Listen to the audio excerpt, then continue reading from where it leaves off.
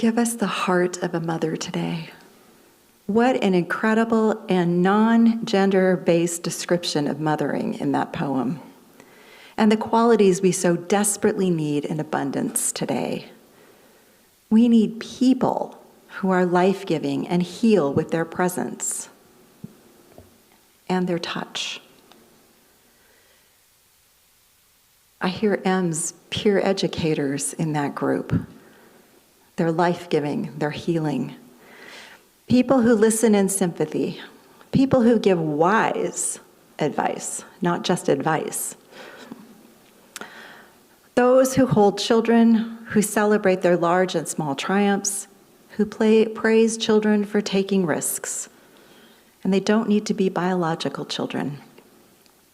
Who join in celebrating successes and express genuine compassion when hopes do not succeed.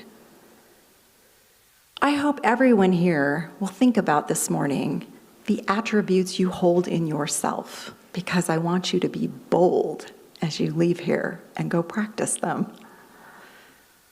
Acts you have already shared with smaller adult children, with grandchildren, nieces and nephews, even strangers and good friends and pets. Today, I invite you to think about mothering in its broadest dimensions and not gender-bound ones. What does the concept of mothering really mean beyond femininity or biology? My best guess is that every one of you has many of these qualities. Before I dive into that a little further, I want to just give a little bit of history that I actually plucked out from the Reverend Johnson in a Canadian Unitarian almanac. Who knew there was such a thing? But there is.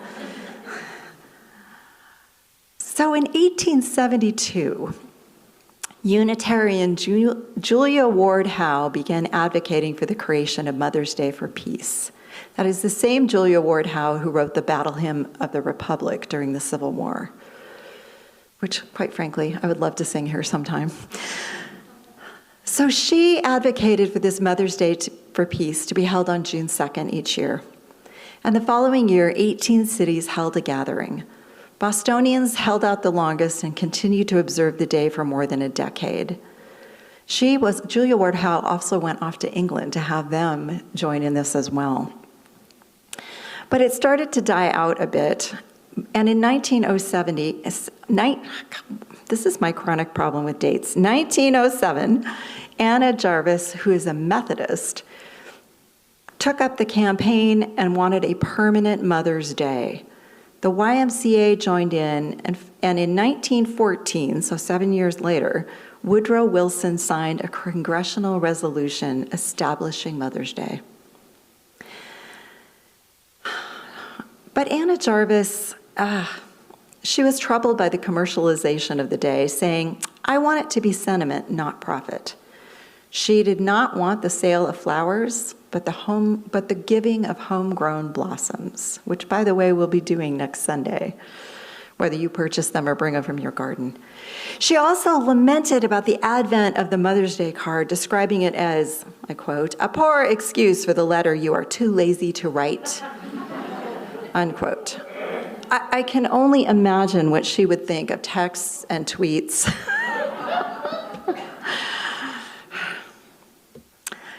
Mother's Day is the most heavily attended Sunday in North American churches after Christmas and Easter.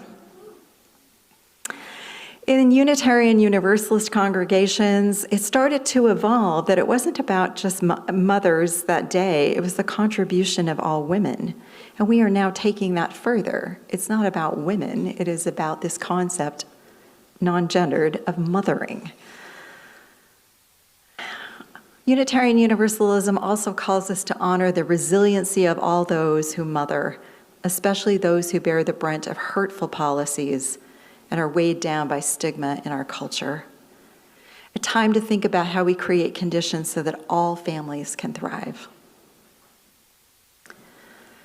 There are, of course, deep complexities in celebrating Mother's Day. It's a day of great joy for some. I think for most of us, it is fraught with complicated family dynamics. if not with your mother, with your extended family somewhere. And it's painful for those who want to be parenting but are not. This is expressed with great candor and compassion in a poem by Amy Young, and it's titled The Wide Spectrum of Mothering. And this is apt whether you have children who are still at home or are now adults, or whether you are mothering in a way that doesn't involve children in your home. So Amy Young says, to those who gave birth this year to their first child, we celebrate you, which happens to be our neighbors directly across the street. To those who lost a child this year, we mourn with you. To those who are in the trenches with little ones every day and wear a badge of food stain, we appreciate you. To those who experience loss through miscarriage, failed adoption, or running away, we mourn with you. To those who walk a hard path of infertility, fraught with disappointment, we walk with you. And forgive us when we say insensitive things. We don't mean to make your journey harder than it already is. To those who are foster parents, mentor parents, and spiritual parents, we need you. To those who have a warm and close relationship with your children, we rejoice with you. To those of you who have disappointment, heartache, and distance from your children, we sit with you. To those who lost their mothers, we grieve with you. To those who live through driving tests, medical tests, and the overall testing of parenthood, we are better for having you in our midst. To those who have aborted children, we remember them and you on this day.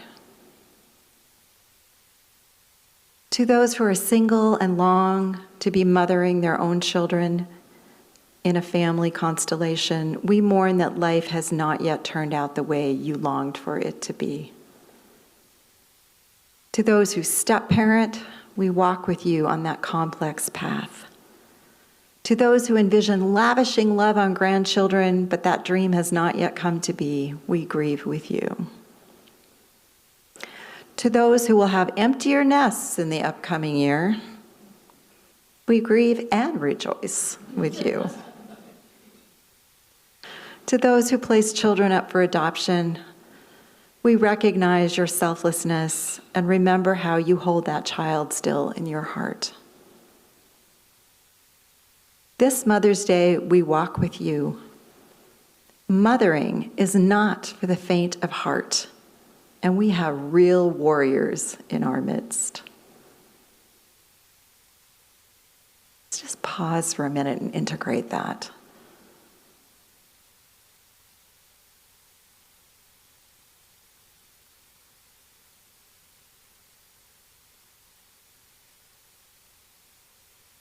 So as I was looking for some non-gender definitions of mothering, I, of course, went to the internet. I didn't want to think about mothering as just having the XY DNA chromosome package, because it's so much more. I spent a fair amount of time reading about what makes the best parents or the best parenting. So here's a list of the qualities that were listed over and over. Protective, affectionate and nurturing, encouraging independence and providing support, patience, kindness, dependability, valuing of the other parent, verbally expressive, industrious, playful, able to admit mistakes, understanding and validating, providing creative outlets and physical play, and a good sense of humor, which I think goes with the patience. These are the qualities of great parents, not just mom or dad. I want to tell you a little story about my son that I think illustrates this. When my son was 17 or 18, on Mother's Day, he received a coffee mug that said, Happy Mother's Day, and a card that says, Mom, on the front. And inside, and I had to do this from memory, listens and tries to understand, shows caring and affection, is there to give help and advice when needed. He sends you this story about what it means to be a mother. And my son's name is Ben. He says it's someone who can be relied on, someone who made space for joys, sadness, fears, hopes, and dreams. To sum it up in a word, it would be impossible. The one I usually settle on at the top is nurturing. And while some call it maternal instinct, what it really is a desire to nurture others. The first opportunity I had, so this is Ben speaking, to truly nurture others is when I was a high school senior. I knew just about everybody in the school. I knew the tricks of how to get shortcuts from class to class. I knew a lot about the instructors, and I knew what it was like to have a feeling of loneliness that came when your peers did not celebrate your passions. So when I noticed a trio of young musicians in my orchestra, and this was the first year the high school had a freshman class. The freshman class used to be at the junior high, and now each of these freshmen had a remarkable dedication to their craft. So they were in orchestra. I eventually invited them to practice with my friends, the seniors in class. We often stayed after school and practiced together. We also decided to spend that year teaching the freshmen our tips and tricks and various shortcuts, the tricky questions they would encounter, the most fun teachers to take courses with, and that kind of thing. Most importantly, we were their cheering section as they explored themselves in the high school and also in their growth as musicians, as they were all dedicated. We helped them with fingering patterns and rhythm and what the conductor's biggest pet peeves were. Their conductor was a rather exuberant person with a loud voice. And Ben goes on. So I'm sure most parents probably already know this, but a dedicated child can surpass their teacher. And by the next year, they were all better musicians than most of us seniors. The relationship was changed from upper class to just friends. And after all that nurturing, they started to call me their mom friend. And I was what the kids would call a mom friend. I was so touched by this experience. And little did I know that my own mom was scheming behind the scenes, getting me a hoodie in my school colors that said Orchestra Mom stitched across the back. I wore that hoodie every day, and I was so proud. My experience nurturing these musicians is not the same thing as raising a child. But I love that little slice of always thinking of others. On this Mother's Day, I encourage you all to figure out how to show appreciation for your mothers, and then to think about who and what we can nurture in life. I will also share that when one of the people in that group of freshmen encountered some racist bullying in the school, I watched my son support her and mobilize people to come in around her in a way that did not disempower her. It left her in charge of choices. And I looked at how he handled that, and I thought I would have never been able to do that so well. And there was resolution, and the person who had done the bullying actually learned a few things and engaged in his own personal growth. So that little cluster had waves throughout the school. So as I bring the sermon to a conclusion, I just want us all to push away the gender stereotyping. What if we all thought about just good parenting instead of just good mothering or good fathering? And we are now meeting and trying to support so many people who wouldn't define themselves in that way. It's broader.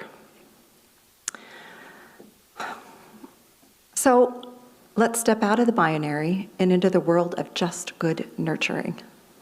We are also going to do that for showing our support of the LGBT community next Saturday. And there are some details over on our carousel over here.